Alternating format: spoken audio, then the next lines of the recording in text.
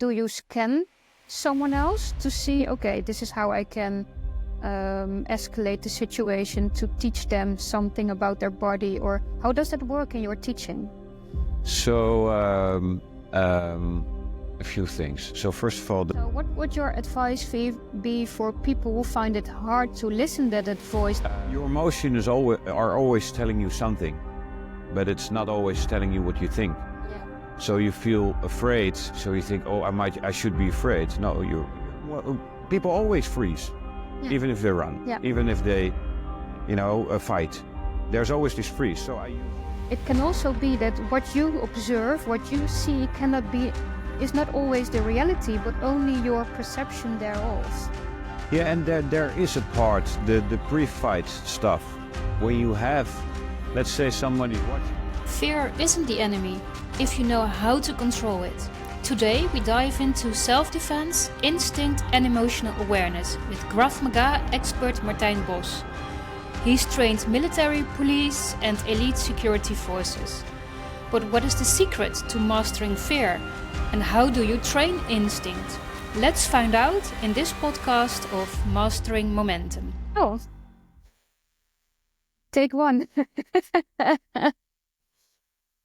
Well, Martijn, thank you for having me for this podcast of Mastering Momentum. Thank you. My pleasure. Yeah, I was a guest here before because I wanted to try out Krav Maga, and also because you wanted to try out a non-verbal analysis. Yes. How do you look back at that? That was a lot of fun. Yeah? But the analysis was amazing. It was really interesting how you could, based on just an analysis you did, just a non-verbal communication, what you got out of that. It was pretty impressive. Yeah, let's talk about that also, because we would like to talk about Krav Maga, about your experiences.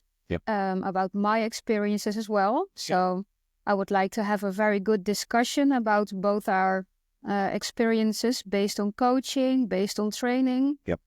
And we thought about a theme, which you also wrote a Dutch blog about. Yes.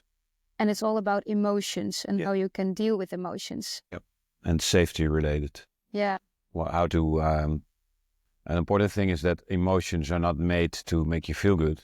They're made to make you feel safe. And when you're safe, even if it's just an experience, you're happy. Yeah. So the approach of getting happy gets a new perspective, basically. Yeah.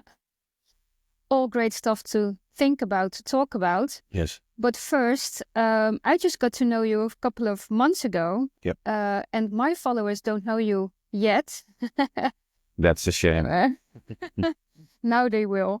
But maybe it's good to introduce yourself. Where do you come from? Who are you? And what are your experiences personally and professionally? Yes.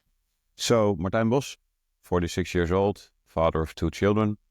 And this year, the gym I'm running is for 20 years. This year we started as training center in Helena. Now it's Trojan Power Academy. And what we offer is 3 ways to feel great and stand strong. That's the slogan, that's the promise. And in any circumstances, you will be able to feel great and stand strong. And we do it with Krav Maga, which is creating physical safety and using your mind for awareness and the attention for safety. Yes. Then we have Trojan Workout, which is a training method that teaches you strength physically and mentally within 30 minutes. Mm-hmm. And then we have the coaching, which is part is understanding and the other part is digging deep into emotions. And basically the goal of coaching is learning to get to know yourself better. Yeah. The more you know yourself, the better you can make conscious decisions and the less you suffer. Yeah. Yeah. I had a challenging childhood, which made me be really interested in martial arts. Martial arts in generally. I had heroes like Bruce Lee and Jackie Chan and Van Damme and all these amazing guys who were not afraid and could fight off anything. Yeah, but the movies, yeah. Yeah. Them myself, actually. Yeah. And as a small child, I was making notes.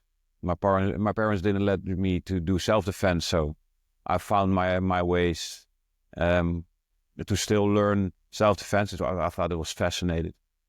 And my mother died when I was 14, and then I had time on my hand because nobody was watching me that much afterwards. Mm-hmm. And so I started karate because if you can make your own decisions, you do what you like. And so I had a background in karate and with Kempo and Muay Thai. I did MMA, ground fighting. I did a lot of disciplines, but because I recall as a child being on the receiving end of punches, which was partly was physical, but a lot of things was mental. I didn't learn to value myself. I didn't learn to defend myself in the first place, because I've been taught to always be kind and being caring for others, and in a rough neighborhood and with a school, the primary school it started. So you were bullied, actually. Yeah, I was. Yeah. And I always say to my students, the fight is sometimes physical, but it's always mental. Yeah. And if I go back to the time, I could have been able to punch and kick, but it was the beliefs and the emotional insafety that didn't allow me. Yeah. So growing up like this and having this awareness on what you need in the street, basically, and we're talking about the physical safety right now. At one day, I was a student at the sport academy, the 𝗀𝗨 in The Hague. And I was with my roommate watching television, Eurosports. Mm-hmm. It was the time we still had television. Yeah, exactly. Yeah. And there was this demonstration of Krav Maga. And I was watching there, and, there was this guy fighting multiple opponents, and he's doing knife defenses, and he's using common objects as a weapon. I was like, this makes sense. Yeah. This is what self-defense is. It's not a punching gloves, same weight, same gender, and see who's the best. They trained on surprising attacks out of nothing. From the guy in a drill had his eyes closed and suddenly got attacked, and from then on moving. All the things you don't know if you don't know the difference between self-defense and fighting. Yeah. Between self-defense and sports-related. Yeah. Combats. So the moment I saw that, this is what I need. So, and then something sudden happened. I think it took a few weeks, and there was this guy who started teaching a seminar, Krav Maga, in The Hague. So, me and my roommate were the first two guys ever joined Krav Maga in the Netherlands from this instructor. Yeah. And from then on, I never stopped. It was 1999. I started Krav Maga. I never stopped. Oh.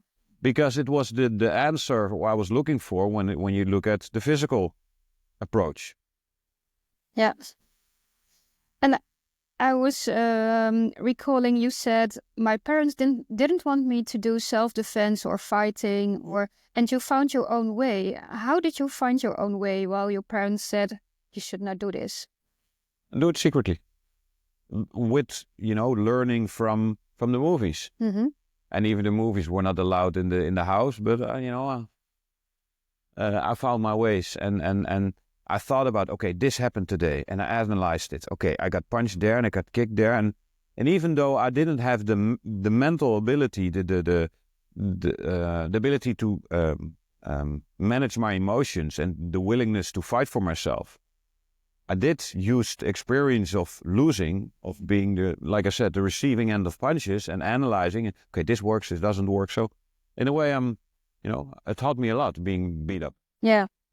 But I do think that a lot of people or young people, if they watch this, and you said, I did it secretly, but I do think that a lot of people think, my parents says so. I find it hard to say no. I found it hard to find my way to do it secretly. So there was kind of a self-awareness, I guess, that you just a form of discipline, of autonomous thinking, maybe, that you thought, okay, I should do it my way, no matter what my parents say. Yeah. So what was that reflection from the inside? Yeah, it sounds a bit spiritual, but I was meant to do this. Yeah. That's I have such a strong force of of the willingness to help others, to inspire others. Because I was 16 and I met a person. He was a hypnotherapist, 𝗏𝗏𝗿𝗃𝗃, and he taught me something I felt, but I never was taught. And this is that you always have your choice. You always have your personal power. I think I'm born with a really strong energy, with a really strong devotion to stuff. That's me. Do you know what? But I use it. Yeah, that's a good question. Yeah. Yeah, that's why I said it sounds spiritual, but this is just this is where I am. You know, I mentioned about coaching and about how to learn to know yourself better.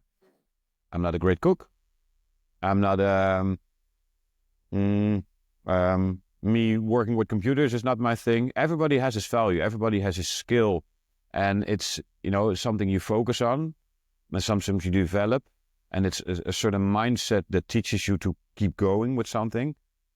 I think I'm a real loyal person. I think loyal to people, but also loyal to my own ambition, to my setting goals and being devoted in maintaining my goals. So I think it's, you ask me where it's come from, I think it's a combination of certain stuff, but that's me. Mm-hmm. Yeah. I will never inspire people with art, Yeah. I guess. Yeah. But I will teach them to stand strong in life. So kind of a inner voice or intuition, if you will. Yes. Yeah. Instinct. Yep. Instinct. Yep. So what would your advice be for people who find it hard to listen to that voice, that they are finding still what drives them, what to push through? What would be your advice? Yeah, it's simple, not easy. Yeah, that's what I always say. Yeah, the simple thing is listen to your first voice. Put yourself first. Your emotions are always telling you something, but it's not always telling you what you think. Yeah. So you feel afraid. So you think, oh, I should be afraid. No, you're feeling your thinking, and the thinking is, okay, there's something I should pay attention to. So if you have a certain feeling, the one way to start is really wanting to get to know yourself better. And let's say there's this universe that pushes you a little forward if you get out of your head and into this feeling, which is a practice, which is a skill. You know, and when I was born, there was nobody like me. And you were born, there was nobody like you. So you have your certain, there's no good and bad, it's just you have you're completely unique. So why not be curious in what it is that you have to bring until you die? Yeah, yeah. That's interesting. I also read your book, Trojan Workouts, yeah. And what I found very interesting, because I also come from a troubled youth, having parents with psychological problems, always needed to observe, still finding myself downstairs with the door closed. When can I come in? When will I be the object of their mood or whatever? And what I recognized from how to survive those moments, and also from your stories, is that you fantasized a lot. Those stories about yes. being all those martial arts artists, if you will. And I recognized myself that from this weird experience, I always found myself at the attic in my room. Yeah. And it had this crooked room, you know, you can flip those windows actually. And I found myself always observing the streets and also thinking about stories, how I would be the spy, discovering what's on the other side of the streets. Maybe there were criminals, etc. So I found myself also in fantasizing, finding stories, so I could actually hide or maybe discover myself through those stories. And this is what I actually recognize from you as well. Yeah, and while you're saying this is exactly what we just talked about. You know, even though you fantasize about what's going on there, it's not just it's not just an imagination. It's something you can bring. It's something you're curious about, and yeah. Yeah, and you found your martial arts and Krav Maga, and I actually worked for the AVD, the Dutch Secret Service as well. Yeah. So maybe unconsciously we found what we had to do in life already, and now finding a way to inspire other people, if you will. Yeah, which is one way. You know, you can. You do need a certain attitude. The willingness to share, the willingness to inspire, the willingness to be open. You know, you could also end up in blame and shame and guilt and fear and the victim behavior, which is just as profitable. There's no good and bad, but if you stay this victim, you're just as much busy with your emotions as the desire to inspire others. Yeah. But there is this conscious decision based on getting to know yourself better. Yeah. And while you were saying that, I have this image for myself when I was about 10 or 12 years old, also bullied by my schoolmates. And I was actually kind of a victim, or I placed myself as being a victim, always wanting the attention of the teachers, for instance, doing something stupid so maybe they would see me, or falling from, I don't know, a stairs or whatever. Yeah. And then I found that didn't work. And we are going to talk about self-awareness for 1.5 hours or so. And I think maybe that already started for me. It already started there. Okay, this behavior of me isn't giving me what I want or what I need. So what should I do differently in my approach? Was that the same for you when you were that age? What I can recall on is this awareness at home. I had my mother was fighting cancer. Yeah. She got sick when I was 2. She died when I was 14. And my childhood, every time it was a surprise. Is she at home or is she in the hospital? We had this hospital bed in the living room. And whenever she was there, I had to, increasing awareness. When I got beat up on the street and I came home and my clothes were damaged, I had to find a way to explain so I couldn't worry her. I wouldn't worry her. But we didn't have that much money. So, you know, how do I fix my damaged clothes? Just as example, as a child, taking a big responsibility for, you know, something that isn't yours. This is what another example of this awareness. I wasn't aware of it because that's what you asked. It's just, you know, at that time, this is what I had to do to survive. Yeah. And this is this emotion you can feel in your current life as an adult, and giving it a different direction, not to push it away, not to blame it, but to completely feel it through. And then you understand, okay, this emotion is not telling you, please people, for example. Yeah. You know, be quiet because mom is sick, but that you feel it through and give this emotion a different role. Like, okay, the awareness is good, but we make a different decision. So at that time I couldn't, but now you just go through it, and then suddenly you look back and then you see, oh, this is what the behavior I saw within myself. Or is it like that you look back afterwards when you start to be able to analyze it? As a child, I couldn't. I kept analyzing and overanalyzing. And the awareness was always, what is the most appropriate behavior instead of what do I need? Yeah. Answering the question, what I need, took me a long time. Yeah. Yeah, we talked about that as well in your analysis. And maybe it's good also to talk later about coping mechanisms, because I think we all have them. We talked about our coping mechanisms as well, and maybe people can learn from that as well. But what I'm also very interested in, and what I also read in your book, is it took you many years of practice, not only martial arts, Krav Maga, but also practicing how to build a business, how to help people. Yep. You working for 18 hours a day, sleep, work, eat, repeat. Yes. Yeah, been there. So can you tell me a little bit about that experience? So I was after I graduated at the sport academy, I part-time taught as a physical education. I taught physical education at secondary school, and I worked with children with behavior problems. And aside from that, I was starting to build my own business because, and again, I don't know exactly why, but these days I don't wonder. I had this feeling there's more for me. This is what I remember when you just said about the what you told me about the ethic. Yeah.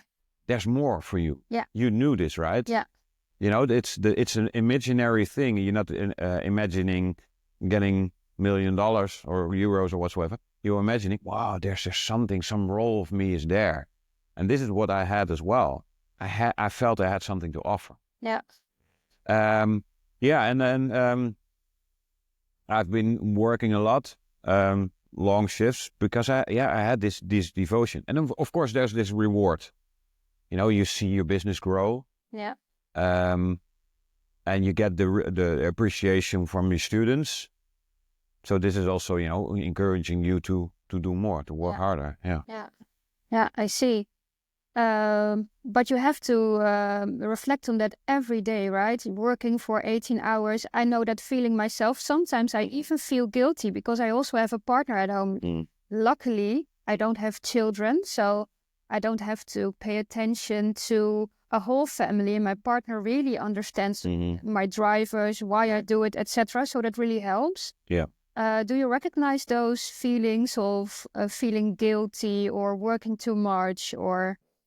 Yeah, I do. And I think it's... so last year I taught in 5 different continents. I traveled a lot. Yeah. I felt guilty when I couldn't see my children that much. These days is more easy with what you can FaceTime and stuff like this. But yeah, I do recognize this. But I have to say, I feel I have less of this guilt. Because I pay much more attention to being the family man, taking care of my kids. The awareness of, okay, this is guilt is not telling me, am I okay with the work-life balance? Yeah, exactly. Yeah. Yeah. So I think I'm doing pretty well these days in working really hard and relaxing just as hard. Yeah. But the guilt that I had as a child, it still needs some awareness. Yeah. Yeah. Yeah, because it can, how do you say that in English? Well, this is great, right? We were Dutch people and still trying to find our way. Yeah. It may be, there comes a situation where you think, okay, all the guilt can become worse. It can hinder you from your progress. How did you push through the guilt versus the drivers you have in life? By getting to know the guilt, by feeling through this emotion, get to know it, and well, when you grow up with a parent who's really sick, it's easier as a child to blame yourself than to blame others. Yeah. Especially when there's a circumstance, when there's people around you that have this tendency of talking about blame and shame. So this is one of the things I really had to learn. Really make a relationship almost with the guilt that it's telling me from something that happened in the past. Yeah, exactly. So how to deal with guilt? Feel your guilt and know that the guilt is not telling you that you should feel guilty. It's creating awareness. What do you want? What do you really want? And where is this guilt started? What kind of awareness? An emotion is always thought-driven.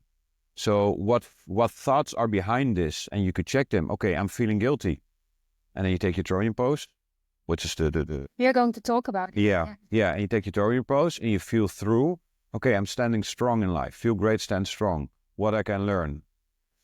And then you always have this decision. Who do I want to be? You make me remember the podcast conversation I had with 𝗵𝗵𝗿. and she has a PhD in psychology, behavioral analysis as well.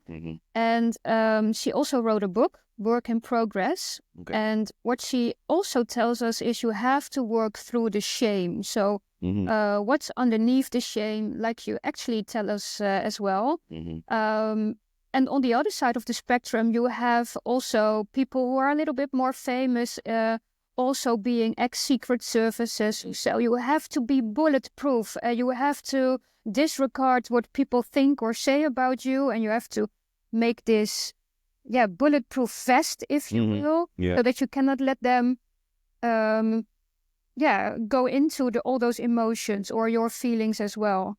And I found that actually very hard to understand, because what people say about you and what they tell you, there can also be some truth. So if you don't have this vest, or if you try to use this vest, you keep yourself also away from being reflective as well. Yes. I love what you say. And it's a sidestep, but this is also my work. What do you see in fitness these days? When people talk about physical and mental strength in fitness, they say more, harder, faster. You see these days with the fitness with competition, being the first on the whiteboard, and especially a lot of women you see, pushing through more, harder, better, work, and I think it's really unhealthy.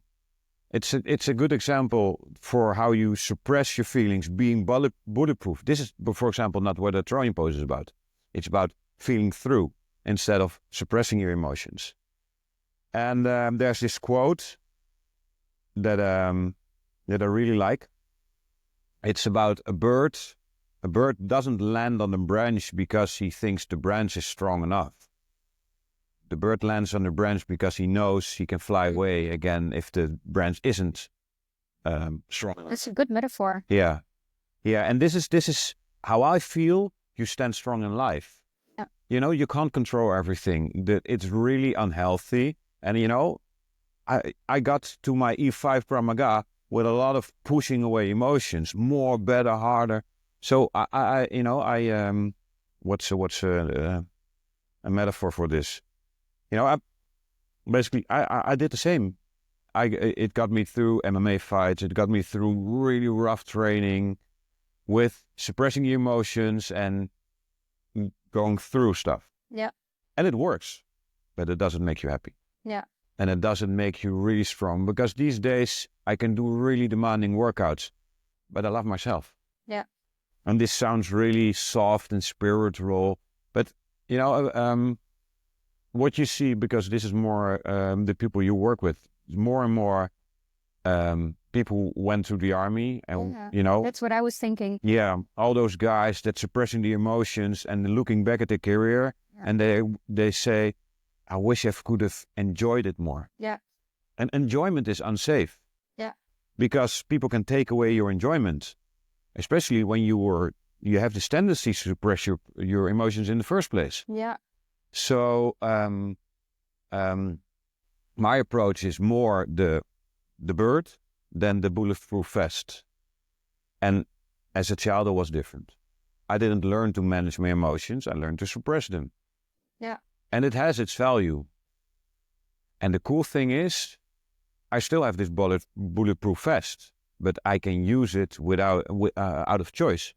Yeah. Right now, I'm going through. Right now, I feel I need to connect in a different way. Yeah. And in Trojan workout, the fitness approach, I'm not teaching my students to push harder, because it's a 30-minute workout and intensity is paramount. Yeah. So you would think, it's really demanding, but that's not the case. You start always with checking in, okay, how am I doing today? So instead of skipping a workout, you do the workout and you feel how much tension you can generate. Yeah, yeah. And it's a lot healthier for your body, that you don't push through and get injured. But it's also, I really truly believe that the mental strength in fitness is not more and setting and going over boundaries, but respecting your boundaries by learning to feel, okay, what can I do today? And I think I wrote a small part about this in my book about 𝗪𝗫, which is a friend of mine. She's a famous boxer. And she knew she was preparing for $1 million fight. It was a huge deal. And the morning she told me when she had to train, it didn't felt right. And her trainer said, "Come on, don't be weak. Don't go through it." Oh, it's a signal. Yeah. And she obeyed her trainer and ripped off her Achilles tendon and could never fight anymore. But she could have, she made a lot of history. She's amazing. But she could have made more history with getting into the fight instead of ripping off her Achilles tendon. Yeah. That's actually because I also have this book, and we talked about this book before we had the recording. The Gift of Fear is actually talking about that. What is that inner voice that tells you something is right or something is not right? And if you disregard that voice, you can let the problem or the danger go through that harness you have, or whatever what it stands for. Yeah. And I found it a very good book as well. And maybe this is also what helped us build our instincts, right? The fantasy, and also going through bulliness, going through hard times in life, because this is actually building your intuition. Yeah. So if we stay away from all those hard times, all those hard life, then you can create a bulletproof vest, but you have to accept that you have to let it go as well, because there is the learning, right? Yes. And behind that learning, there is that inner voice that can make you stronger. That's actually what I hear you say as well. Yep. Yeah, and what I love about the book is how he explains what intuition is. It's always based on something, and it's in your best interest. And if you just hold on to that, with every time the inner feeling starts to talk, you get a conversation. Yeah. And the coaching, I tell a lot to people to talk to yourself instead of listen to yourself. Because the talking part is done by the awareness. Yeah. The listening part is the old emotions, the clinging, they say in Buddha, that things are coming up, and where you attach to, like people don't like me, or I'm famous, or I'm safe. All different random thoughts, and the one you hold on to based on your childhood, that's the one you start to feel. Yeah, that's interesting that you say so, because there is this Dutch professor, Roos Vonk, and I often use her in my trainings as well. And she actually says, you can reflect on yourself, be more self-aware, to look in the inside, but actually nothing is further from the truth, because you have to ask other people how they perceive you, so that you can reflect from the other side, like we talked about before, right? If you don't let things in from other people, you are not able to reflect, because your own reflection are always also a cognitive bias, right? You start to reflect on your own noise, on your own perceptions of situations. So if you don't ask other people, and this is what I do in my nonverbal impact analysis as well, I give you your own mirror by looking at yourself in the video, and I tell you what I see, how I perceive you. And this gives a lot of new information as well. Yeah. So this is what, yeah, that's why I thought this analogy, what you did with me is so amazing, because it's a feedback that's new. And if you're ego driven, if you're emotionally unstable or afraid, you can't fully receive feedback, because the mind will tell you, be careful, because feedback is bad for you. It's unsafe. Yeah. You feel bad, and you act on it. But if you learn to be a little less ego-driven and more into a learning mode, in this attitude, you get a lot more of life. But again, the approach you did, receiving the feedback, teaches you how to learn to know yourself better.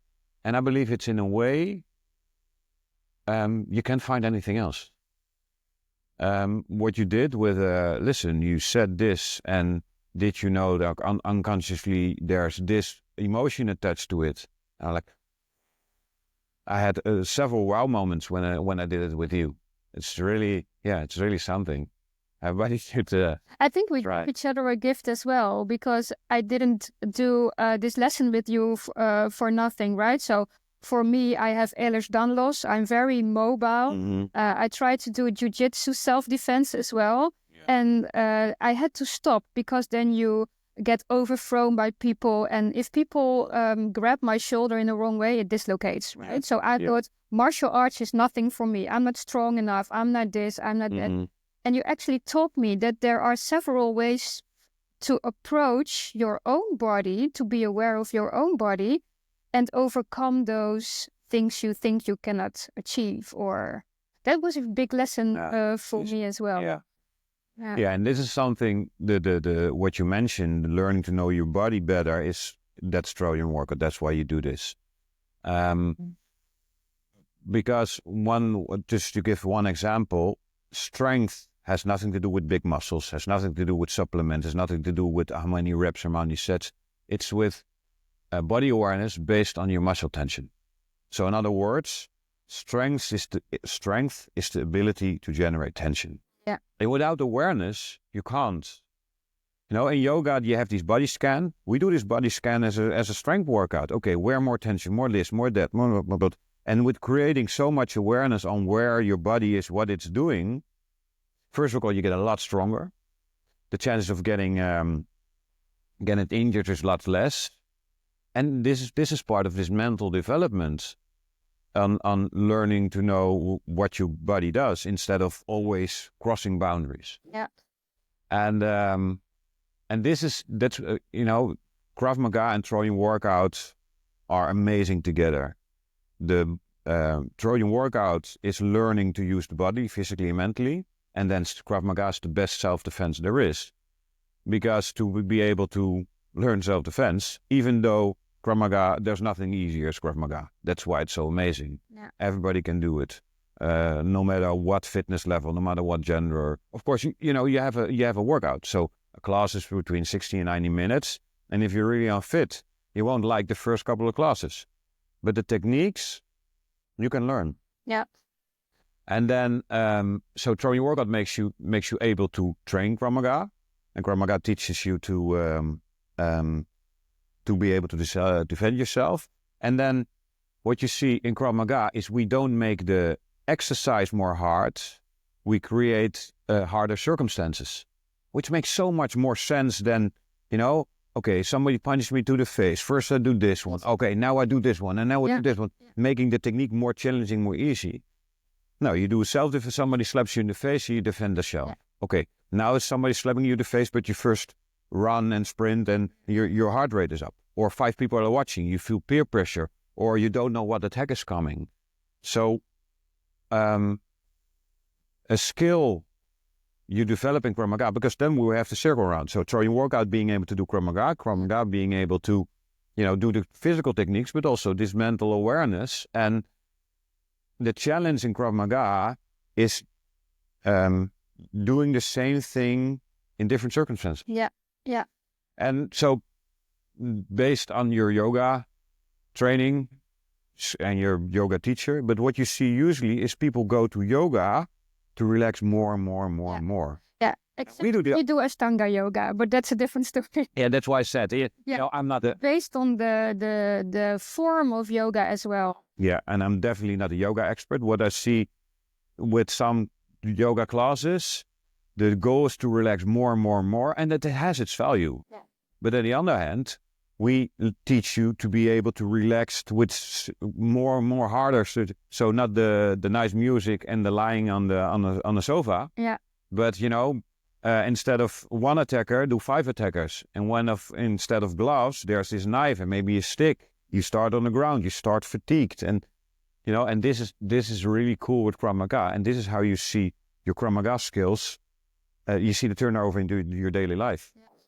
Because I have students telling me, I'm less nervous when I have to do a speech. Yeah. I feel less scared when I'm on the street, no matter if there are people there or not. Yeah. It's this mental skill, being able to perform with harder situations. So this is getting out of your comfort zone, but not like more, better, harder. But that's why it's Trojan. It's a smart way. Yeah.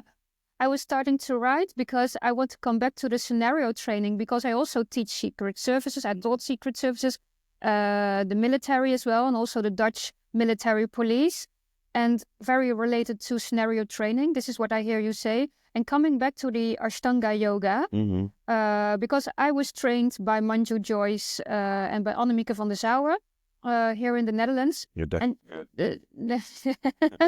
Sorry. Yes, I had to think about it. Yeah. Translating constantly. Yeah. So I was trained as a yoga teacher and also as a therapist. And what you see with Ashtanga yoga, if you go back to how they were taught in earlier times, it was very hard as well. It was a fixed regimen to learn and to have a certification for levels as well. You have a primary series, you have a secondary series, and so on. But it's very demanding. You have to do it every day, and it's a fixed series. And it also is very demanding on the body. There are, 42 push-ups in one series of 1.5 hours. No. It's also about muscle tension, but what I found very interesting, it's relaxing as well, but finding the balance. When do I need my muscles to constrain, for instance? Yeah. Or where do I need them to relax in other poses? Yeah. And this is actually also about life. Yeah. Because there are people who are very rigid in their bodies. So I actually learned a lot of body language in Ashtanga yoga as well. People who have a fixed mindset, for instance, they also show rigid and fixed body movement, rigid motorical skills, etc. But when they are very flexible, like I am, people tend to let other people overstep their boundaries because they let through too much as well. So what I do with Ashtanga yoga, when I teach therapy as well, or do therapy, I let people feel if their body is rigid, if their mindset is rigid, if they say no too easily because they want to keep control, then they feel that I cannot push them in the pose a lot more. But if they are very flexible, they tend to let me push even more. Yeah. So then I let them feel, okay, should I go through or should I not? And what are you feeling? And what are you reflecting now in your body? Nice. Is this also the case with Krav Maga? No. No. Explain. No. Krav Maga has one purpose, safety. Yeah. 𝗏𝗏𝗏𝗏𝗏, the founder of Krav Maga, had this slogan, so one may walk in peace. This is the main objective. Being able to defend yourself, being able to increase your safety. So we have this few rules in Krav Maga. The first rule is, don't be there. Yeah. Avoid any fight. Rule number 2, which is really close to rule number 1, finish the fight as soon as possible. And there's not that much in between. So avoiding or taking an initiative. But the body awareness and the feeling the body in a technical performance, we don't really have. Of course, and this is something I teach my students, breathing techniques. Yeah. So, for example, when you fight 4 people, and beginners, you see them, we call it zombie game. So it's really easy to start learning to fight multiple opponents. They walk like this, like a zombie. Zombie, yeah. Yeah, like our mummy. And they try to finish with a choke. Yeah. And you deflect the hands. But if you deflect the hand on the inside and there's somebody's here, there's somebody there, you're getting overwhelmed because you're in between. So we teach to put people on one line. So if I have 5 attackers and like this, I have to defend 10 hands with 2 hands. I'm not going to make it. If I go here, so move out, it's much more, I can fight this one and discourage the other ones. Or when I'm finished with this one, I'll take the next one. Yeah. It's the strategy. Yeah. But this is more about learning. Yeah, in depth. But the thing is, what do you see people do is stop breathing. Yeah, yeah, you showed me as well. Yeah. So awareness on, okay, first you have to breathe. And then how do I breathe? Which is beneficial for Krav Maga. The awareness. So, for example, there's a knife threat. It's also Krav Maga technique. Yeah. I'm trying to answer your question with examples. Yeah. There's this knife threat, and most common is low because the people. I'm not waving with a knife. They can see it when you exactly. stab. Yeah. Terrorist attacks is different because they want to see the resort to violence. But it's a low key.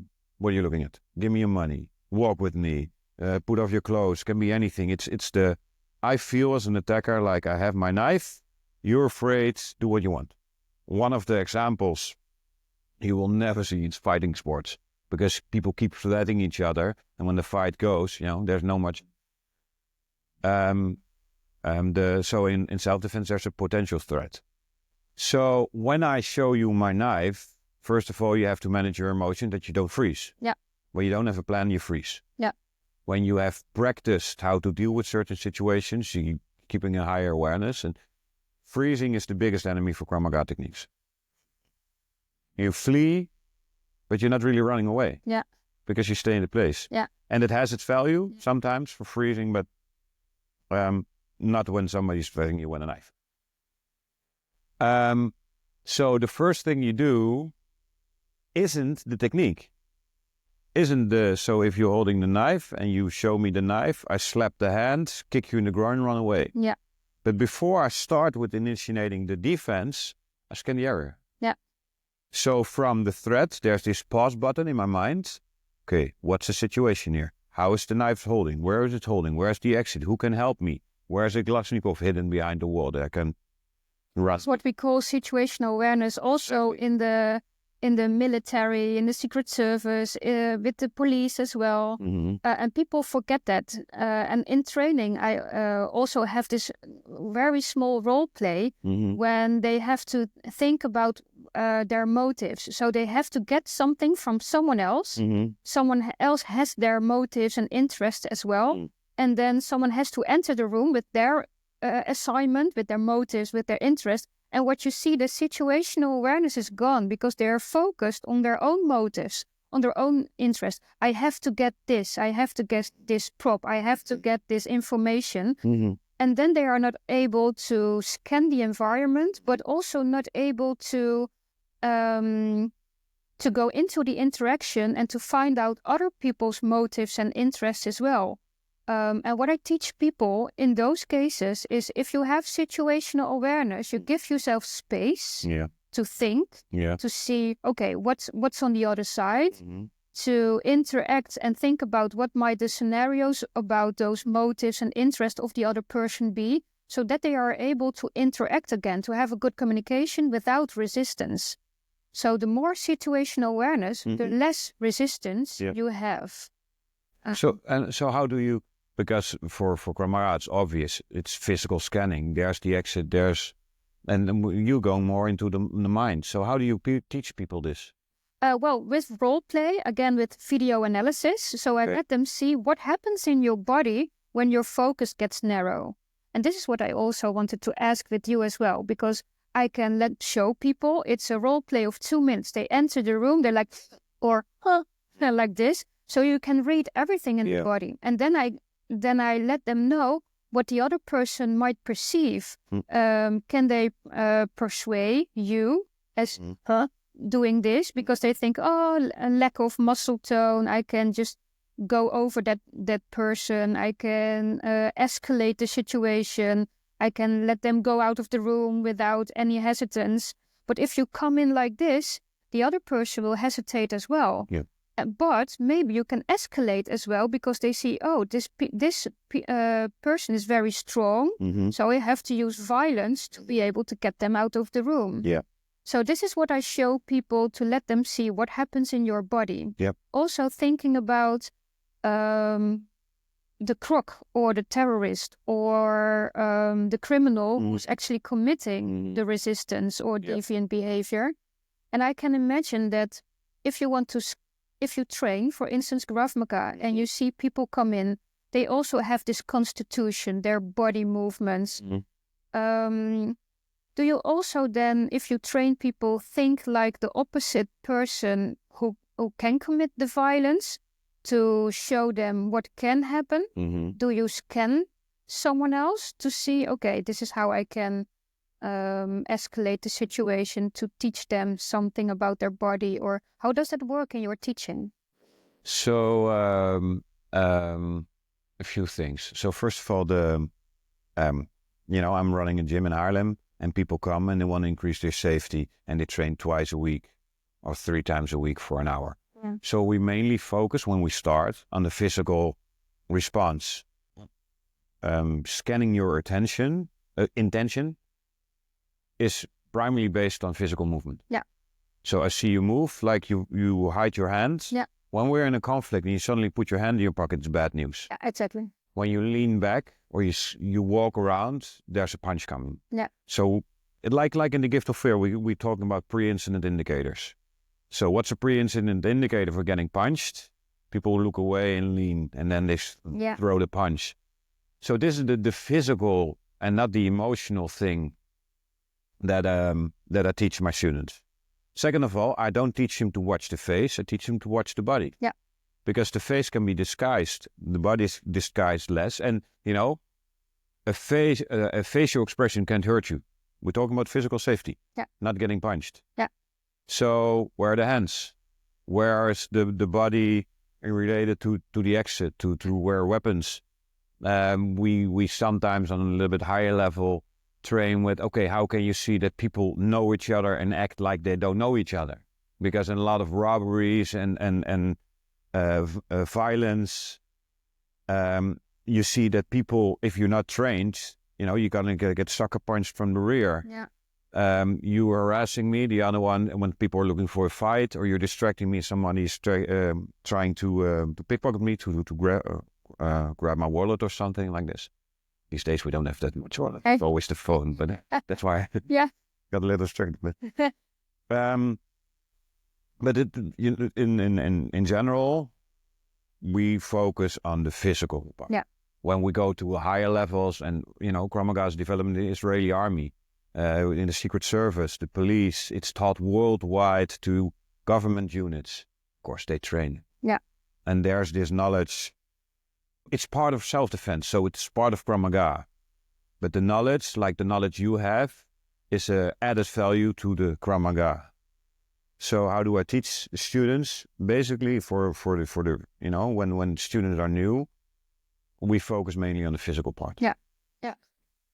Yeah, super interesting. Yeah. And I was also thinking, coming back to the scenarios we earlier talked about. Scenario train. Yes, and I think that's very good. But what you often see, and what I see with the people I work with as well, for instance, the police, etc., they work with fixed scenarios. That's what you also see in fighting and martial arts, right? If someone does this, you have to do this, etc. You also talked a little bit about fight, flight, freeze, and what happens in the freeze. And that happens because you are trained to do something in a certain situation. Mm-hmm. But what we do know from science as well, for instance, Karen Roelofs in the Netherlands and Wendy Dorrestein, is that then if you are trained and something else happens, then your mind goes into a freeze, because you cannot think about all the actions you have to do once the danger is near. Yeah. Right? So what I always say, you have to build in a form of unexpectedness, like you say. 100%. Yeah. And also you can do that in the professional training with red teaming, for instance, right? So that's what we also see at the Israeli addictive profile. Yes, exactly. So what would your advice be for instance, people in security, people, because you have a lot of experience with that, what should they focus on when they train themselves, but also when they have to perform and when they are trained with fixed scenario training? Yeah. What would your advice be for those professionals? So it's a really good question. So I briefly talked about, the difference between being able to perform on a higher level versus making the technique much harder. What I didn't mention, but is one of the key things is decision making. Exactly. This is what we train. Yeah. And even, somebody who's 30 years old wants to be able, or 45 or 60, wants to be able to learn to defend himself. They come here, we do a small warm up. He teaches basic inside hand defense, you do choke release or knife threat. And then we have the summary drill. And in the summary drill, there has to be a decision making. We do this with your eyes closed, and the moment you open your eyes and you see, okay, there's the pad, or there's somebody talking to you. So you use violence or you don't use violence. Easy. Or you close your eyes and suddenly grabs you from the front, from the side, from the rear with a choke. Or the next step is close your eyes, and when you open your eyes, you will be choked. Or there's this pad, or you need to run away as fast as possible because somebody is approaching you. This is all creating awareness. Yeah. So the decision making, your question is, what do I suggest for these units? Train a lot of decision making, because this is really stressful. Yeah. And the more decisions you have, the harder it is to make a decision. Yeah. And what's also really important to note, that people freeze partly because of the consequences of the decision. Yeah. When you freeze, you don't make a decision, which feels in a way safe, but it's you're not acting. Yeah, exactly. There's a small example. If I have two candies, and one candy is red and the other candy is blue, and you don't know which one is what one, and you choose one, you'll choose in an instant. And now I have this pill, this candy will give you a long, happy life, and here this is will give you a horrible death. Yeah. And you don't know which one it is. Yeah. And the decision you will make takes you longer. Yeah. Why you don't know? It's a random choice. Yeah. But because of the consequences, you freeze. Yeah, exactly. And this is what the mind does. And with training the decision making, you will see, if you keep repeating this stuff, you will be amazed how you surprise yourself. Like, oh, yeah. It's like this example: you press the brake, and then you realize there's this the red light of the one in front of you when you're in a car driving. Yeah, exactly. It goes unconscious. It's not going to the prefrontal cortex. It goes immediately into the system. Yeah, exactly. So decision making. The second thing is you should do obstacle courses, but not too much. An obstacle course means, okay, I taught you some Krav Maga techniques. You enter the door, you walk here, you walk around, you go back. And along your way, people approach you, hey, how are you doing? Or people approach you putting a knife on your face, or people approach you with fighting on the pad. Yeah. The reason why I said don't do this often is that many, many years ago, they tried to make more of a competition, more of a sports for Krav Maga. And it didn't work. Why? Because human behavior is when we say in training workout, when you compete with yourself. When you're competing against the numbers, you see people act different. Yeah. They score points. Yeah. So then motives change, the intent change exactly. as well. Yeah. So if you do too much of obstacle courses, you're too much prepared, too much.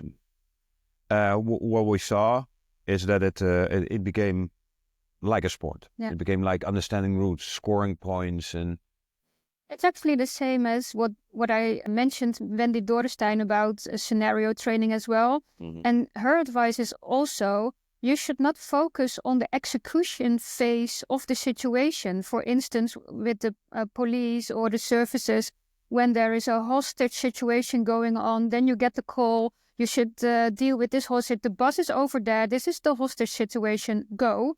No, because in real life, you don't know where it happens. You don't know what will happen. Exactly. And this is what you have to think about. So not train only in the execution phase, but in that critical decision phase, you have to act when it happens. And do you know what to do when it actually happens? Mm-hmm. And this is what I also understand from Krav Maga as well.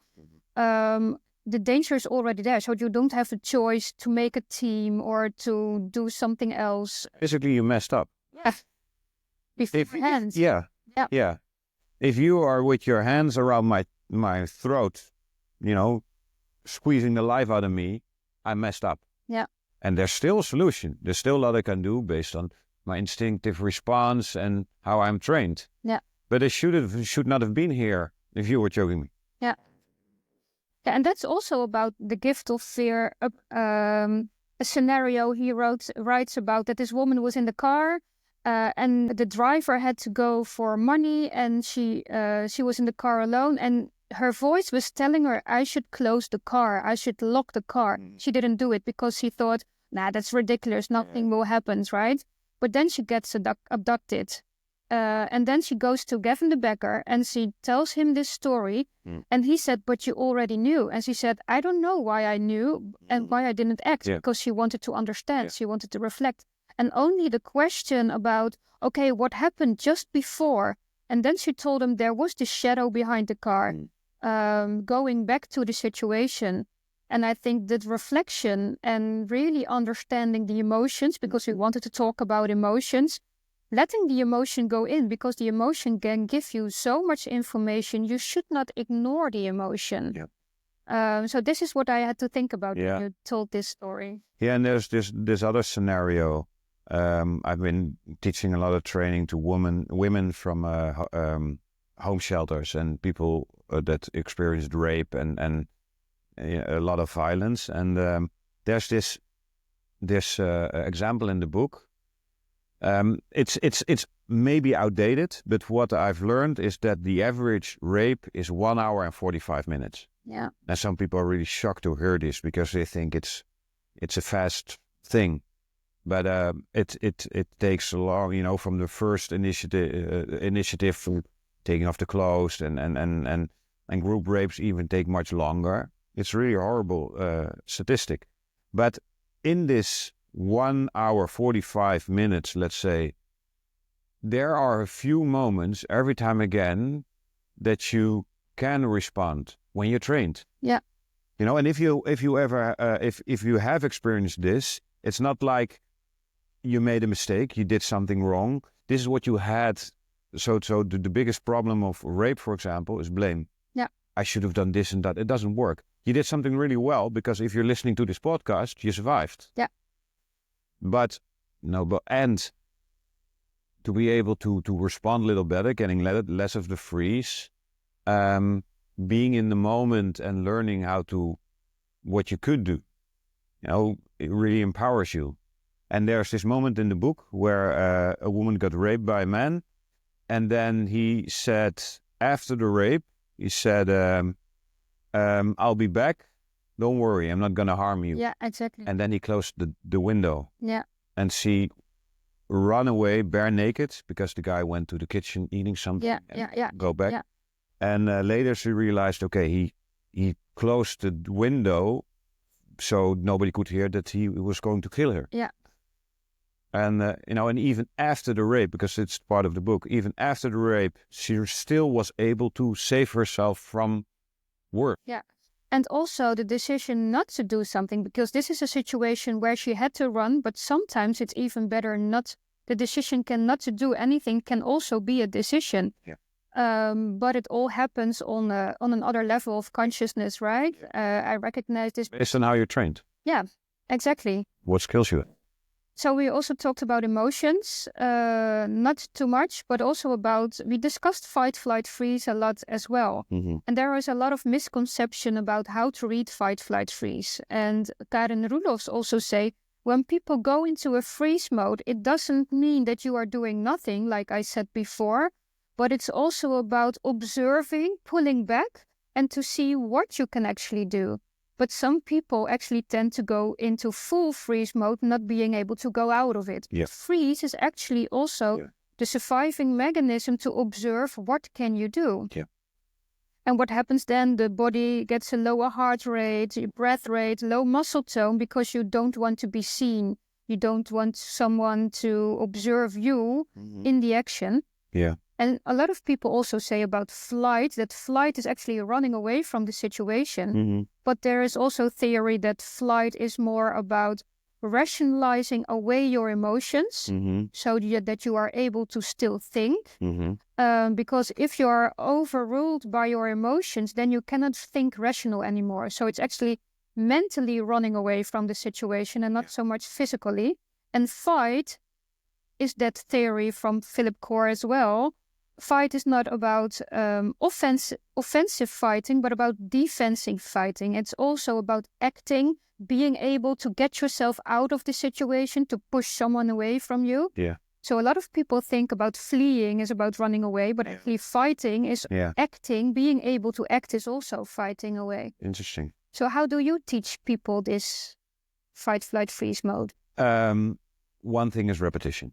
One thing is, there will be a moment everybody freezes in the first place. That's what I believe. Yeah. But the more you trained, the more you have the ability to get out of the freeze, the better you can respond. It's even when you ask me a hard question, like, Exactly. it's always some kind of a freeze.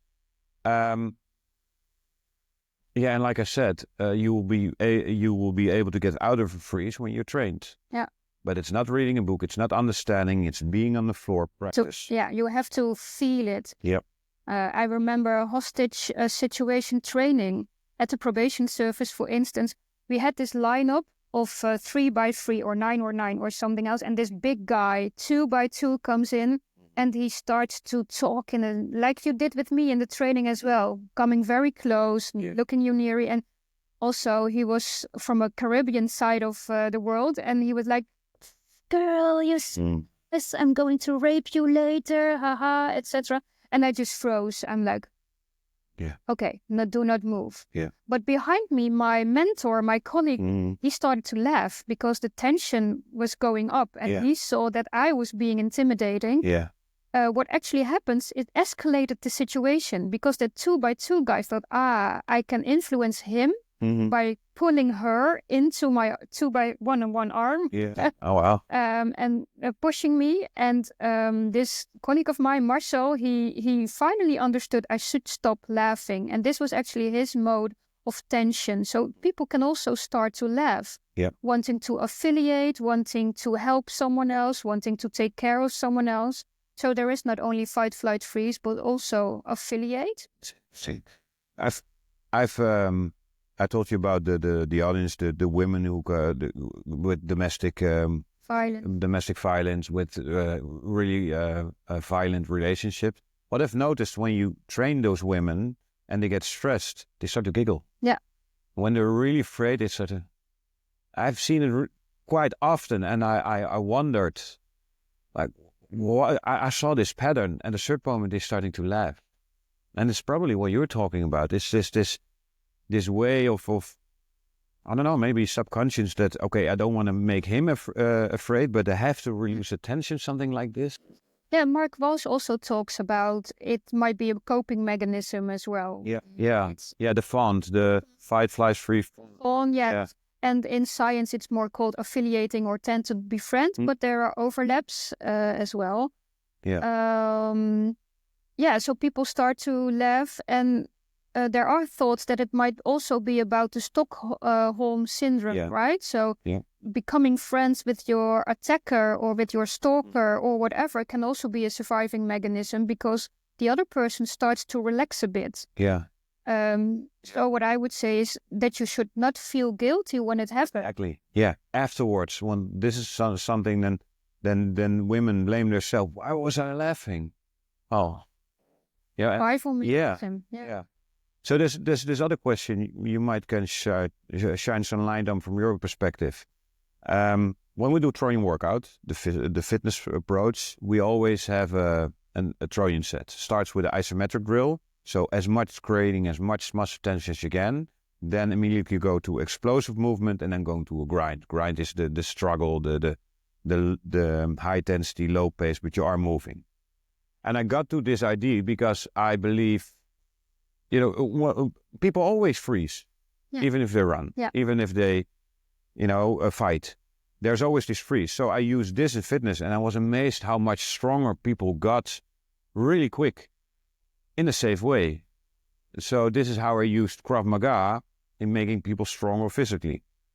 So the body scan, the embodiment, the creating more tension, it adds a lot of value. But my question is this: I know that some professionals in the work believe that it's a blueprint, and some people will never be able to get out of a freeze. Yeah. And that there's this. In the Israeli army, they say everybody can become a pilot, but we don't have enough time for everybody. Yeah, exactly. And then on the other hand, you have this approach like you're wired like less of a stressful, that you're less enabled to cope with stress. So you train whatever you want. And then, so that's what do you believe? Well, I did have this discussion again with 𝗵𝗻 Moronio in my latest podcast. And she actually says, people only tend to freeze when there is trauma. And I found that very difficult based on the experience I think we both have. Because I can see that the lowering of the muscle tone, the lowering of the heart rate, drawing back, not to be seen, can also be there when people find themselves in an interactive communication conflict. So there it even happens. Then Abby says, yeah, but that is the parasympathetic system kicking in. Yeah. And I'm still thinking about that part of what you ask. Again, what was your question? The question was, it's nature or nurture? Nature or nurture. I tried to read a lot of books about that because I can show this book as well. This one is actually, it is in English, New Eyes on You. Okay. And it's from the 𝗀𝗃 Foundation, and they did research together with the University of Amsterdam. And they found that every person has a unique fingerprint, blueprint, if you will, a unique set of non-verbal behavior in their face. And okay, oh wow. Expressions. And this is what we actually analyzed, right? Putting in front of the camera. And they found that people have this unique set, a bandwidth of when they are comfortable and uncomfortable. There is also, they also found a small relation between the reflex mode, fight, flight, freeze, to tend and befriend. So based on this, you could say the hypothesis that you can read your blueprint on your face. Okay. It can be in interaction, it can be in survival mode, what people tend to do first or what they tend to do in a certain context or situation. Yeah. Based on that, we also know that the amygdala in the limbic system of the brain has a few responses, right? So you get information from your senses, from your eyes and ears foremost. Then there is a route to the hypothalamus where all your cortisol, your adrenaline, your hormones kick in when you are in fight, flight, freeze, or when you are in a good state. And also to the hippocampus where your memory is based. So you might say that your memory is also what you have learned in your path. Yeah. It can also be when you were very young, when you are a baby, that your amygdala is like a storage, a hard drive that fills information about what you tend to do in certain situations. Okay. And what we say is that you can read it from the face. Okay. What you tend to do. Yeah. But then you have the conversation like we did, so that you are able to reflect, for instance, why are you in the coping mechanisms of wanting to please people? Because you tend to laugh a little bit. Where does it come from? It comes from pleasing and taking care of your mother, for instance, like we talked about before. Yeah. So what did you tend to do? That's the thing you know. And then you start to do it the rest of your life, for instance. Yeah. And then you have to learn how to deal with that if it's not very good for you to tend for people all the time. So I think there is still a discussion about nature and nurture, and that you are able to reflect when you tend to do things and when it's good for you to not do the things that you are trained by your mind to do so. So I think in the end you will also go to nature all the time, but I think you might be able to broaden your spectrum of possibilities. Yeah, I think that's the most important lesson there. Yeah. Well, I can recall on that the quote that everybody can become a pilot. It's just you don't have time for everybody. Exactly. So this is why this is one of the main things from training here. 80% is showing up, trying, focus on effort, not on results. Is a really important one. And what I mean by that is you don't know where your limits are, but if you do it in a safe way, you keep trying, you gain much of it. Yeah. So even you're born with let's say a blueprint that says you will shit your pants when you get punched. Yeah. You will shit less of your pants. Yeah, exactly. Yeah. It's and you know, and this is how you can enjoy the process, trying to become less of afraid, more of a same as with depression. You know, you have this really tough cases. People are really depressed and don't know what to do, and but there's also, I truly believe there's also this ability to feel less depressed and being more embraced with life. Or, fear, depression, guilt, shame. Yeah.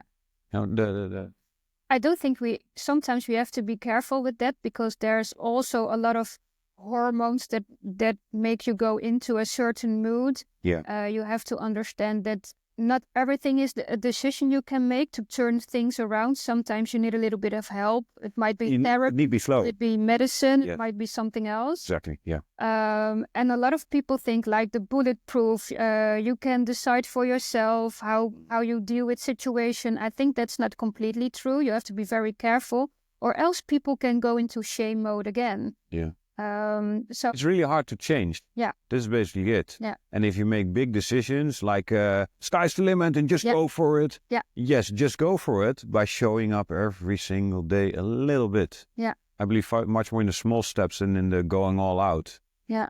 And making a change based on, it's always compete with yourself. Yeah. Based on, okay, how am I today? How can I be tomorrow? Yeah. Small step. And I fully agree. There's this really tough cases, and you don't want to. Oh, I'm depressed, but let's start with the antidepressive stuff because I heard a podcast of people say there's a change. Yeah. That's not the message, of course, but No. I believe that I believe in choice. I believe in abilities. I believe in, and this is how I try to inspire people. If I look at my childhood, if I look at how I looked at myself and how I learned to see different, and the more the value you can have to others, but also, you feel better because you feel more safe. Maybe the conclusion might be, if we talk about emotion, and when you are able to choose, that you are only able to choose if you accept your emotions for what they are. And we can talk a lot about how emotions are made. I also have a good book, but you haven't read this one, right? No. How Emotions Are Made by 𝗪𝗂 And she talks about that emotions are actually a social construct. So based on where you live, based on when your crib was, there are social rules, and those social rules actually decide how you can show your emotions, what meaning has emotions. That's also there's a big discussion about facial expressions and emotions, because there was a lot of time from the early 70s that people thought emotions are universally be seen on the face. Mm-hmm. Now we understand that is about emotional recognition, how I perceive, based on my culture, based on my memory, based on the amygdala, how I perceive an emotion, and if someone else is a danger to me, yes or no. And I also read in your blog that you say, but yes, your emotion is actually your survival mode. Yeah. So there is a little bit of incongruence in how we tend to think about emotions, and there's still a lot of discussion. Yeah. So can you show a little bit of light on your perception on that? Yeah, well, we already talked about, but I was, yesterday I was teaching Trojan workout, and I saw a lot of people doing a technique wrong. We did side plank, and I saw people making an easier version, and they were not aware of it. So then I said, you should open up your pelvis, you contract your elbows more, engage the lats, and I said it, and it didn't work. As a teacher, you always observe your students and say, okay, we're going to do it the wrong way. You feel how easy it is? Okay, now open up, and everybody, oh. And it's, when you don't know, you can't change it. Exactly. And this is one of this, let's say, universal skill, like creating awareness on something. It's a really important part in change. What you do. It's the same with Krav Maga. Sometimes I teach Krav Maga, and then people ask, but what if somebody stabs you from the rear? And I say, oh, then I die. Yeah. Huh? But no, what you don't know, you can't defend. But let's skip this one where I will die. Let's start from a punch from the front. Did I see coming? And then make people reflect about how far they can see it coming and what they can act upon. Exactly. Where the Stephen Covey, look where your direct influence, how you can influence others, yeah. and the rest of the world is out of your control. Yeah. And to link that to my profession is actually help people to understand if they have a conversation with others, that they should not judge based on their own perception, how they perceive an emotion, how they perceive certain feelings, but to ask the questions when it happened. I call this non-verbal intelligence. So, for instance, you show fear, you show anger. And a lot of observers might think, oh, this is anger, this is fear, so I should stay away from the conversation. Yeah. But it might also be that if the observer is watching this emotion, that fear and anger can be about the person's self. Yeah. So you also always have to ask questions. Yeah. What is happening in this conversation? How is this conversation going? You cannot do that in Krav Maga because there is danger and you have to act. But it can also be that what you observe, what you see is not always the reality, but only your perception thereof. Yeah, and there is a part, the pre-fight stuff, when you have, let's say somebody's watching you and it's the spotlight, which you see in predictive profiling. You see somebody doing weird and you approach somebody and you can see based on the response to putting somebody in the spotlight, what his intentions are. Yeah. So, when we get into fights, don't put your hands in your pocket. I don't have everything. Yeah. If there's a knife or nothing. Full pocket. Yeah. But at least it's opening up communication, so you can. I got distracted because there was something else I wanted to say. Yeah. But so it's not about. Yeah. No, it's when you talk to somebody, when he's showing awareness. What I've learned in my bodyguard training is that when the bodyguard is showing awareness, the chances of the VIP getting attacked is smaller. Yeah. Because they feel this maybe it's energy, but the awareness shows like, okay, my chances are little. Yeah. What I see, I have this 8-week course for women, and we mainly train on the willingness to fight, to be worth it, and to respond. And what happens afterwards? They feel so different. They walk different in life, and they're not getting harassed. Why? Because they don't look like an easy target. Exactly. No inside-outside defense. No, it's the body posture. Well, actually, that is what I experienced myself as well, developing my own personality, because I knew being bullied in the past, I had this victim, and you can see it, right? Rolling down the shoulders, your chest going inward, your 𝗊𝗶𝗁𝗆 muscles going down. Yeah. So your muscle starts to tense all the time. And then people think, okay, that's an easy target. Yeah. And I've been an experience as well in real life, being assaulted as well. And I knew that I was an easy target. Yeah. So I started to roll up my shoulders, to put my chest forward. So I looked more secure, and I started to become strong as well. So this is completely with what I recognize. And one exercise I want to suggest every self-defense instructor and people who want to help others get stronger, do this exercise when you make 2 lines. And you let people walk from one side to the other. Exactly. First like this, and then like this. And then you ask how they feel, and they feel like they're much stronger like this. Yeah. But there's something else really interesting. Because the people who are doing the exercise, the ones who are in the line, feel much better when the other one does like this. Yeah. So it's 2 things. And this is exactly what you talk about nonverbal communication.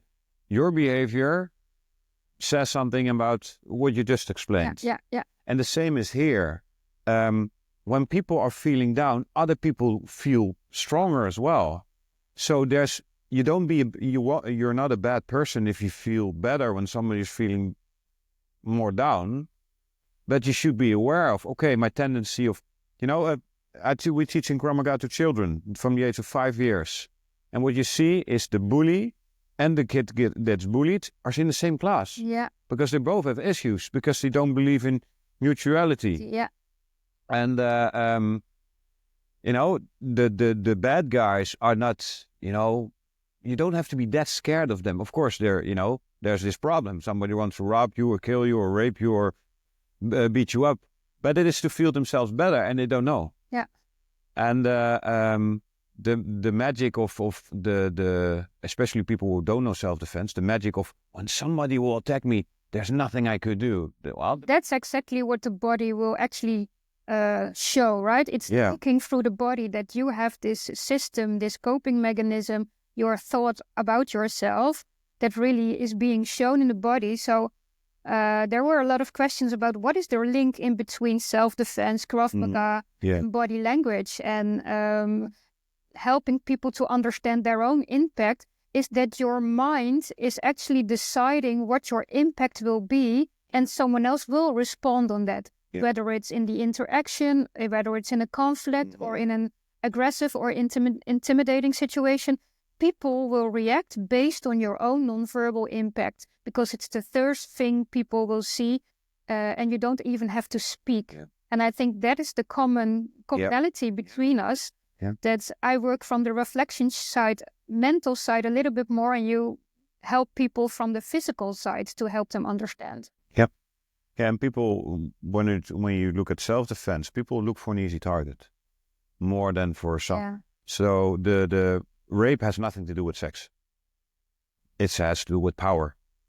And to overpower somebody means the person who does it feels better about himself. It's really, really bad. It's a really nasty part of life. But, it's true. The same with bullying. I feel better about myself because that's why people are getting bullied. A lot of times becoming the bully because but it's we shouldn't deny this. This is a common pattern everybody has. Yeah. It's you feeling better about yourself over others, or feeling less of yourself over others. Yeah, exactly. Protect yourself as well. Yeah. Yeah. Super interesting. We could talk for hours because I was already looking at the clock, but we do have questions. We talked about the link in between Krav Maga and nonverbal communication. So like we reflected upon already, it's all about your impact, understanding your impact from a physical side and understanding it from the psychological side and what's nature versus nurture. I think that is an answer to itself already. So that was a nice one. There was also a question, I didn't really understand that one, but it was Genevieve asked this one. How to stay hyper alert in a concrete situation where you feel you might be attacked. And what are your experiences with victims on that side? Okay. So hyper alertness is to respond to the situation this woman describes in the first place. So how to stay hyper alert? I think the less you're in your head, the more you respond, and the more awareness you have, the hyper alert you are. What we train in Krav Maga is knowing where to focus on. Yeah. And if you don't know, you're not trained. If there's nothing you'll be able to focus on, you focus on yourself and you freeze. Yeah. I think this is the short answer to knowing where to look for and trusting that the body does the hyper alertness. Yeah. Yeah, the intuition, being able to respond, scanning the environment, what we talked about before as well. And like said, when I train people, when I train services, or when I train people who know that they are very small, narrow focused, when they come into a room to be able to be aware. In an interaction, what I tell people, you should not scan only yourself, because that's where it starts. Scan yourself, scan the person in front of you, but also scan the room, because there's always something in the room that can help you, even if it's a painting, even if there's a conflict and you see this book that might be interesting to talk about. Yeah. So hyper alertness is also how do you prepare yourself when you enter a room. Yeah. And you can use everything. Materials are also non-verbal information in that regard, I think. And one thing to add, people recover faster when they look around. When people are tired of, for let's say, doing kettlebell swings and they slouch over, instead of, yes, I'm tired. Yeah. The difference between leaning forward and getting up, it's the mental training and the physical workout. But, creating awareness, you will recover faster. And you cannot observe if you do this, right? If you... That's why people like views. It's a biological stuff. When you can see the enemy coming or not seeing it coming, you feel better. Yeah. So people like a view, like a broad, and it's basically because of safety. Yeah. Yeah. One question is, can physical Krav Maga help you to communicate better non-verbally? I would say yes. A part is the awareness, being aware of what message you're sending and change it. Second, if you feel less, I'm expert level 5 and I walk on the street and somebody starts to stab me from the rear, I might die as well. Yeah. But I'm not so worried in getting attacked these days because I know what to do. So my body posture is different, and then my awareness is different, and the chances of me getting attacked are a little bit smaller. So, can you please ask the question again? To go back. Sorry. Can physical Krav Maga help you to improve your non-verbal communication? If you know what to do, you're less scared. When you're less scared, you have more options because you're more open. So everybody train Krav Maga. Yeah. Why? Not to get into a fight, avoiding a fight, but also it's the physical part of safety. We have emotional part of safety, physical part. If you look at the pyramid of Maslow, the number one is safety, and it's not food, it's not shelter. Yeah. So we're driven for safety, and if we would not have done, if we wouldn't be driven for safety, we would be extended. We would be die. Yeah. There's no species that lives when safety is not rule number one. Yeah. Yeah. Yeah. Interesting. A lot of reflection in my mind. Oh, yeah, I saw you freeze for a little. Okay, there it happens. So to wind it down a little bit, we talked about intuition, listening to your inner voice, your own personal impact, scenario-based trainings, what can you learn from Krav Maga, but also combining it with understanding your non-verbal communication. And you don't only teach in Krav Maga martial arts, but also in the mental part of it. So can you explain what you do in your coaching, for instance? Yeah, so the coach, people come with me with a challenge. There are no problems, there are only challenges. Like they see this pleasing behavior. They feel like they're afraid. They feel like they don't know who they are, what to do in life. Trauma-related questions like, because of what happened in the past, I can't do this. And basically, I do the 3 pillars. Join Krav Maga class, and it's with me, with one of the instructors here. Do training workout, learn to feel the body and, use your strength. And coaching is getting to know yourself a little better. Yeah. And a part is questioning, a part is learning to feel through the emotions, understanding, and if somebody's observing with you, it's much more effective. And you have these patterns you can create awareness on. Yeah. And then it's up to the people I'm coaching to make a choice. Yeah. It's always the person that chooses. And this is a really strong thing, because when people choose to getting a coaching with me, they know what they want. They don't know how to do it, but they know what they want. And that's the start. Yeah. I want to be less of a pleaser. I want to be more fit, but I procrastinate. I want to build my own business, but I end up doing watching Netflix. Yeah, exactly. It's how to get people moving, actually, right? Yeah. Yeah, and they decide the direction. Yeah, and there's also a link with what I do. You have experienced the non-verbal impact analysis, and what I actually do is do everything you do, but there's another beginning, right? So people say they have an issue, they have a problem, like you said, and then I say, okay, we'll do a non-verbal strategy analysis.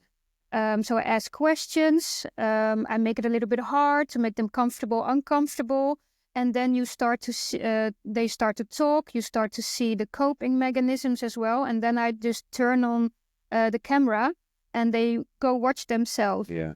Like you said.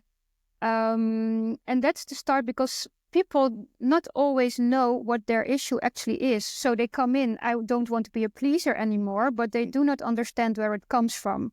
And you can only help yourself if you understand where it comes from. Are you ready to elevate your communication skills and truly understand the power of nonverbal behavior? I am 𝗀𝗻 Gaiser, a specialist in behavioral analysis and investigative interviewing. At 𝗀𝗻 Gaiser Consultancy, we offer tailored training sessions designed to enhance your nonverbal intelligence and conversation skills. So whether you are looking to boost your personal impact or improve your team dynamics, our programs provide practical, science-based strategies to help you succeed. Visit 𝗀𝗻𝗄𝗏.com to discover how we can support your journey to more effective communication. Yeah, well, what I see is it's a parallel. On one hand is understanding, but understanding is not enough. Yeah. You do have to go through the emotions. Exactly. You do have to feel. So it's both important. Yeah. You can say, okay, because my father did like this or my mother like this, I'm like this. That's who. But subconsciously, there's so much stuff at stake which you don't have awareness on. So understanding just is not enough. It's the start. Yeah. I understand, I tend to please. How do I change it? Yeah. So maybe it might be a good idea if people first come to me to understand where it comes from, and they go through your coaching as well and training. Maybe we should collaborate. Sounds good. Yeah, I see a parallel. Yeah, I see added value from me to you, for you to me. Yeah. I think we are out of time. And something I always do in interviewing, whether it's investigative interviewing or whether it's coaching someone, is always evaluate the conversation. And when I have difficult conversation as well, I know that sometimes I can open a wound, sort of say, because we are talking about emotions, about coping mechanisms. And I do understand that you have to close the wound sometimes as well. Well, we had a good conversation, so we did not rip any bandage or whatever. But I would like to know, how did you found our conversation to be? I really liked it. We started from this. I really like to inspire people, and I do feel like I could share a lot of the knowledge that I've learned over time. And, knowledge gets more valuable when you share it. Yeah. So I really liked all the stuff I could tell you. My message is believe in yourself and choose your direction. And, learn Krav Maga, learn throwing your workouts, and manage your emotions. So to feel great and stand strong. So yeah, I feel like I'm pleased with what I could tell, and I hope that everybody listens to this, and based on the what we shared, the next small change in their personal life. Yeah. And maybe another question, because I like the conversation as well. I really like the idea that we were collaborating, that we were sharing knowledge, and that we accepted knowledge we had. And we can talk for hours and hours, I guess. But how was my interview style for you? Did you like it? Are there things that I can develop on? So what could you say? I noticed that I was talking a lot, and then realized, but I do want to have what's the word? So you have a dialogue instead of a monologue. Yeah. But what I liked is when I became more silent, you took it over, and when I asked you questions, what I was really curious about, for example, the blueprint, then you shared your knowledge. So yeah. So your question is, how do you feel? I did it. You gave me a lot of space, and you were all the time aware in the conversation. So nice. That was really cool. Things to improve on? Things to improve on. The direction of the conversation wasn't really clear for me in the beginning, but I think it was actually a good thing. So we took what occurred. So yeah. Maybe it's even better like this instead of structured about certain topics. Yeah. So, yeah. It can be a decision to be more structured indeed, but we also already knew each other a little bit. So I think that helps. If this would be a forensic investigation or another kind of conversation, I know that some people need more structure, and then I would let it be so. have a program in place. This is what we are going to talk about. This is what we are going to do, etc. But I didn't feel that this would help our conversation, I guess. Now, the thing is, sometimes I'm an instructor, but I'm always a student. And I also want to learn more from you. And right now I talk. Yeah, exactly. Yeah, that's the podcast thing, right? You are my guest, but I'm a guest at your place. Yeah. Where can people find you?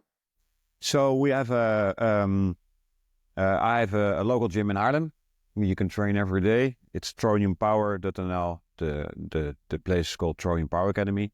Then I have a certification when people can become a professional trainer in training workout. There's a next event in May, and you can check out 𝗀𝗵𝗿.com. And for Krav Maga, if you don't live near Haarlem, I'm part of the 𝗂𝗃𝗵, International Krav Maga Federation. And there's this really serious professional Dutch brand organization, the 𝗂𝗃𝗵. And if you check their website, you can find your nearest Krav Maga instructor.